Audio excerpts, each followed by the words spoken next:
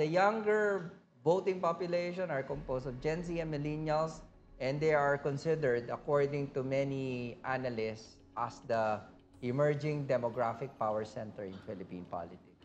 They appear to share a common value, and the common value that we have is that governance can actually make a difference in people's lives. They're very progressive, open-minded, and at the same time confident and assertive.